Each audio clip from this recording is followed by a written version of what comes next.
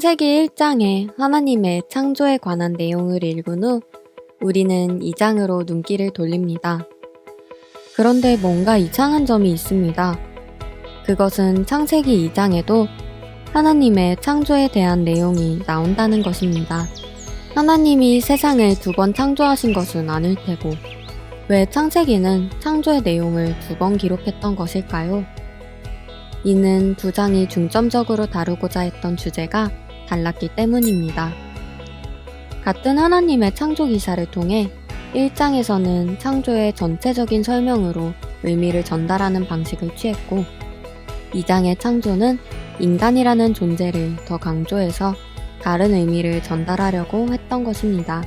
그렇다면 창세기 2장의 내용을 통해 하나님이 우리에게 말씀하시고자 했던 것은 무엇일까요? 그것은 2장에 나오는 에덴 동산과 관련되어 있습니다. 사실 에덴 동산과 관련해서도 우리는 질문을 할 수 있는데 그것은 왜 굳이 하나님은 에덴 동산을 만드셨는지입니다.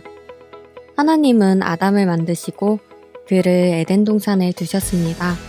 하나님이 만드신 세상 아무 곳에나 두어도 아담이 살아가는 것에는 지장이 없었을 것입니다. 그렇다면 하나님은 왜 에덴 동산을 만드셨을까요? 인간은 하나님의 일을 맡은 청지기입니다. 인간은 그 자신의 모습을 통해서 하나님을 드러내는 삶을 살아가야 합니다. 그런 인간을 통해 하나님 나라는 통치되고 운영됩니다. 에덴 동산은 이러한 통치를 보여주는 하나의 모델이라고 할 수 있습니다. 하나님께서는 에덴 동산에서 하나님 나라가 실현되는 모습을 보여주고자 하셨습니다. 그리고 실제로 아담은 에덴 동산에서 일을 맡은 청지기로 살아갑니다. 창세기 2장에서 아담은 에덴 동산의 동물들에게 이름을 붙여주는 행동을 합니다. 이는 원래 하나님 나라의 진정한 왕이신 하나님이 직접 하실 일이지만 대리 통치자인 아담은 하나님을 대신해서 통치의 임무를 수행합니다. 에덴 동산에서 하나님의 나라가 실현되고 있는 것입니다. 그러나 하나님 나라의 일을 맡은 청지기인 아담에게도 절대 해선 안 될 일이 있었습니다. 선악을 알게 하는 나무의 열매를 절대 먹어서는 안 된다는 것이었습니다. 선악을 안다고 할 때 사용된 선이라는 단어는 하나님께서 세상을 창조하신 후 보시기에 좋았다라고 말씀하셨을 때 사용된 언어와 같습니다.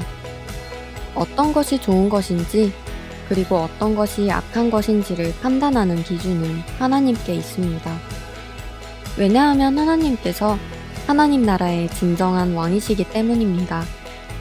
따라서 선악을 알게 하는 나무의 열매를 먹는다는 것은 인간이 스스로 선과 악의 판단의 기준이 되겠다는 의미입니다.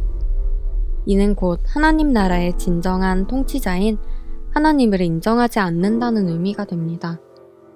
그렇기에 하나님께서는 선악을 알게 하는 나무의 열매를 먹지 말라는 명령을 통해 인간으로 하여금 하나님만이 진정한 하나님 나라의 왕이라는 사실을 스스로 고백할 수 있도록 하신 것입니다. 여러분, 지금 여러분의 모습은 어떠신가요?